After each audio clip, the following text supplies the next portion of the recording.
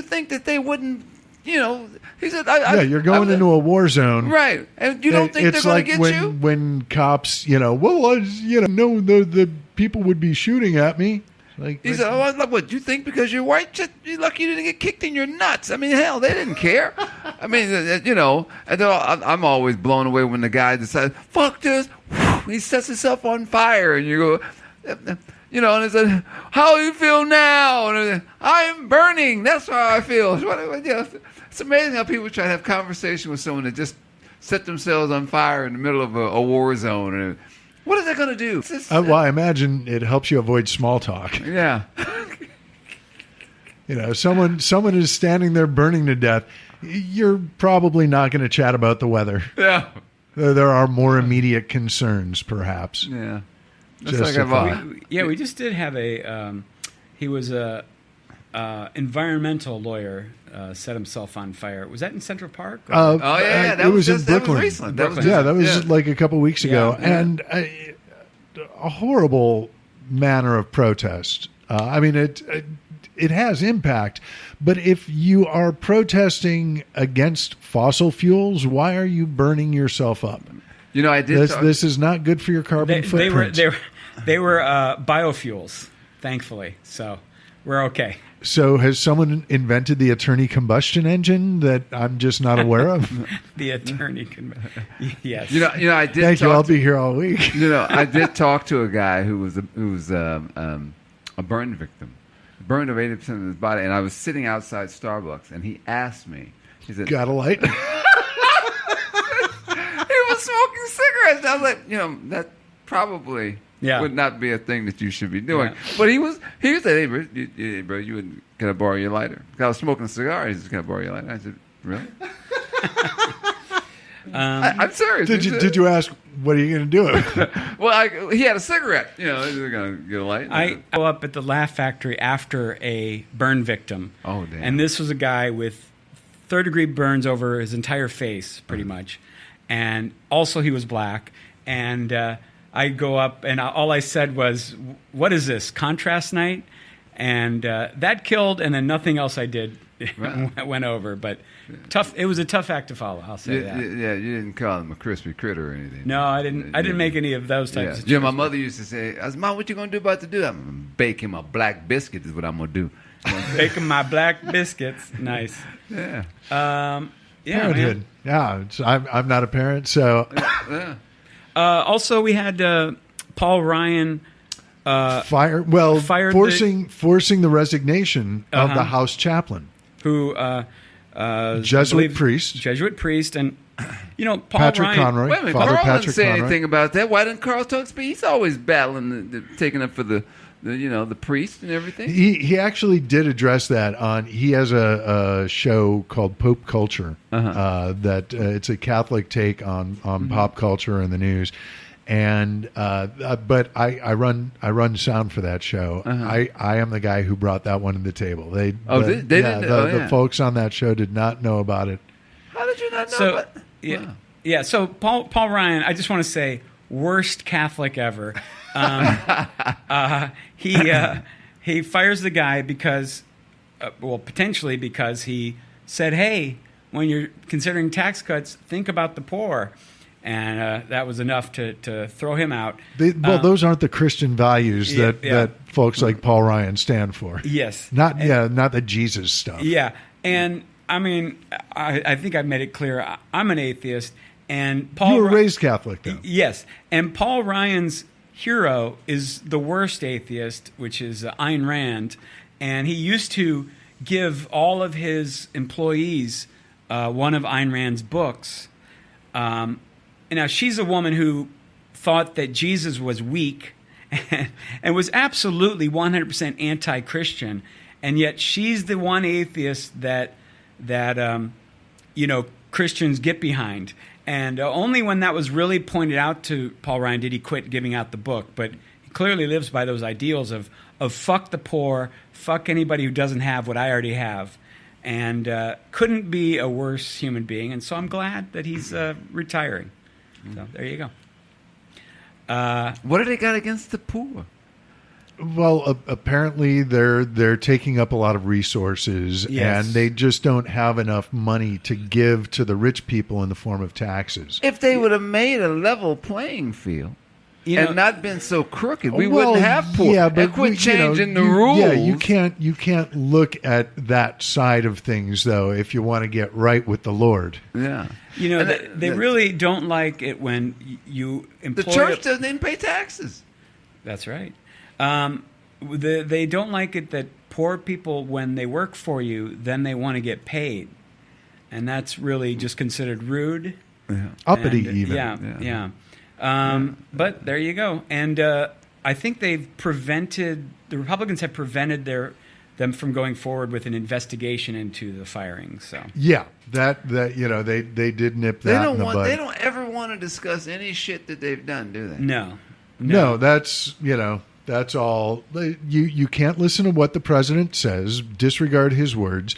We can't look at the past. The House Intelligence Committee released their report on Russian collusion this week, and say that they didn't find any evidence of collusion, which to me is like me saying, I did not find a cure for cancer this week. Right.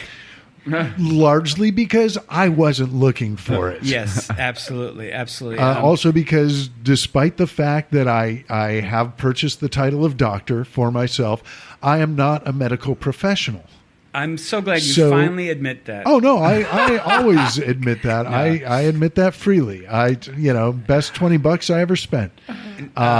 Yeah. Oh, by the way, there was another news story. You brought it up. Oh, yeah, the Golden State Killer. Yeah.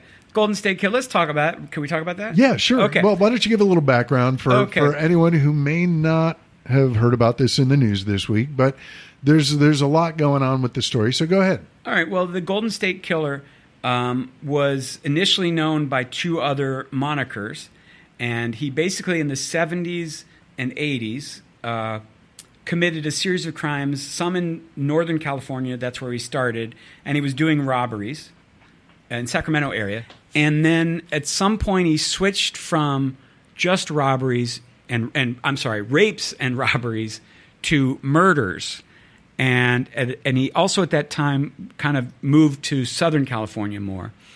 And he was known for these two different crimes, two different names. And then when they figured out that the two crimes were by the same person, they just combined the two monikers, which did not. It was a very lengthy, wordy thing. It was Was it like Crimey McCrimeface? Yes, it was like the original Night Stalker / blah blah blah. And he's a former cop. A former cop. Yeah. Now, so just goes to show they don't just kill black people. They do so much more. Yes, and. It was Michelle, I don't know her last name. But McNamara, who, we'll just bring up, she may have had a famous husband. But anyway, she had written an article about this. And you think they're going to get back together? No. And she wrote an article, and she's the one who gave the moniker. She's the one who came up with the Golden State Killer. And she then published her book, which then drew way more interest to the Golden State Killer. And, I'm sorry, the book was published about 4 months ago. Right. She passed away, accidental drug interaction, and her famous husband, Patton Oswalt, the comedian, helped finish the book. Yep, with another guy. Working with editors, but a lot of people are crediting this book with at least generating the interest to get the cops to refocus. So they took DNA evidence that they already had, and they tested it. Then they uploaded the information to GDE Match, which is a free open source genetic ancestry website. And I am not on there, but I am on Ancestry DNA, and I just got my 23andMe results back. Anyway, so... Yeah, I found out I come from the back of a long line of people who are waiting to get their results from 23andMe. There you go. Well, I hope you get those results soon. But they were able to match the criminal to various the suspect. He's still suspects. Hasn't been convicted yet. Correct. To many other people, and then they were able to rule some of those people out as not having lived in California, not being the right age, and eventually they realized it was probably him. And then they followed him and got his DNA from probably at a restaurant or something, a drink of water or anything like that. and now they've arrested him. Pretty exciting. And the thing about him being a cop is he was a cop, and then he was found and arrested for shoplifting, and he, rather than fight the charges, he just quit being a cop. The things he had stolen were exactly the things that he, as a criminal, would have used. So it was actually a hammer and a dog spray to scare dogs off. And that's what he was arrested for, and he was known to bludgeon his victims. Right, So. and you know, the brothers are wanting to know, this dude for 40 years got away with doing this. And then, as soon as they catch him, he's in a wheelchair. He's like, oh, no, I can't take it anymore. Yeah. He ends up in a wheelchair. Well, hopefully, ideally for his legal defense fund, he'll release a promotional single of his cover of "If I Had a Hammer." Now, Hammer in the morning. he may have learned. He may have learned that from Bill Cosby, who suddenly went blind, when he was accused. Yeah. And the great thing about him is, But justice is not blind. no, it's not. So he was suddenly blind, but then just a few weeks ago, a topless, actually naked woman popped out of the bushes, and then we had to figure out whether he was going to react or not. It was like the updated version of the Mike Brady briefcase test for fans of the Brady Bunch. The episode where someone was saying that someone in the Brady family caused his whiplash. I think Carol hit him in the station that's wagon. Right. Said he had whiplash, and in court, when it looked like all was lost, Mike Brady threw his briefcase, and the guy turned quickly, and it was like, no whiplash. Nice, perfect. But that sort of tactic did not work. One of the big stories this week that we mentioned, talked about a little bit, teased it. So now our big ending, Bill Cosby. Yes. Convicted, 3 counts of sexual assault. Wow. Yeah. This is payback for OJ. That's all this is. That's all it is. Going after a brother because you didn't get OJ. We finally got a famous brother. Yeah, man. Does this mean the cops are going to stop shooting unarmed black guys? No, they shot extras. Yeah. Yeah. So I think the lesson of the Bill Cosby is, if you're going to commit these crimes and be a public morality, educator, as soon as there's this accusation comes out, you got to lay off the morality part, or somebody like Hannibal Buress is going to be disgusted by it, make a joke, get videotaped, have that become a viral thing, and all these women come forward again for the second time. Because he beat the charges, in a sense. Because he basically settled with the same woman that's bringing I thought him he down. just gave them pills so he didn't have to beat them. Yes. No, he got away with it in a sense. Well, by actually, she got $3.8 million. Yeah, but for Bill Cosby, that's like, Drop in that's the bucket. Drop in the bucket. And he should have, at that point, just retired and said, hey, what's his wife's name? Camille. Let's move to Hawaii. He could have sat at a house in Hawaii and watched the waves come in, but he instead had to keep lecturing black Listen to men. his jazz records.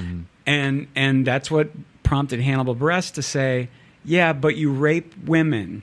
And that's what took him down. Actually, they blaming Hannibal's ass too. They blaming, man, you locked up Bill, man. Why don't you just keep your mouth shut?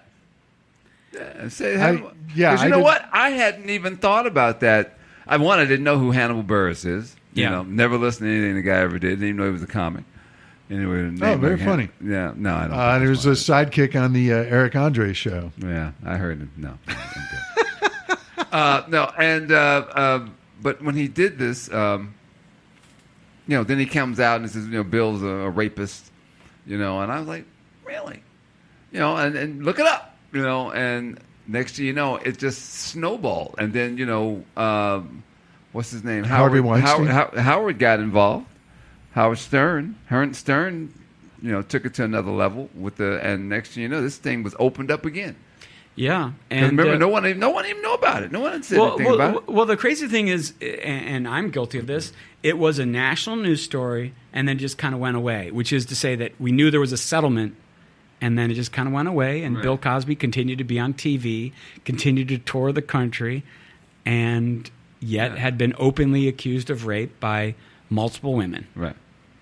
And and a lot of brothers, I mean, Bill Cosby was outside of Richard Pryor. He was the